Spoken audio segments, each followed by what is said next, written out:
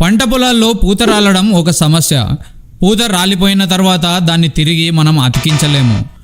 అందుకే పూత రాలక ముందు నుండే జాగ్రత్త పడాలి. ముందుగా మీరు తెలుసుకోవాల్సిన విషయం, పూత రాలడం సహజమే.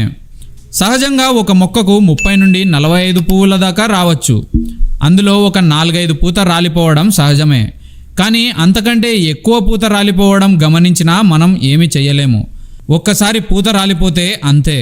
కాబట్టి పూత రాలిపోయిన తర్వాత బాధపడడం కంటే పూత దశ మొదలైనప్పటి నుండే మొక్కకు మునుముందు పూత నిలబెట్టుకోవడానికి అవసరమయ్యే పోషకాలను ఇస్తూ ఉండాలి. గుర్తుపెట్టుకోండి, పూత రావడానికి ఉపయోగపడే పోషకాలు భాస్వరం మరియు బోరాన్. వచ్చిన పూతని నిలబెట్టడానికి ఉపయోగపడే పోషకాలు భాస్వరం, కాల్షియం మరియు మెగ్నీషియం.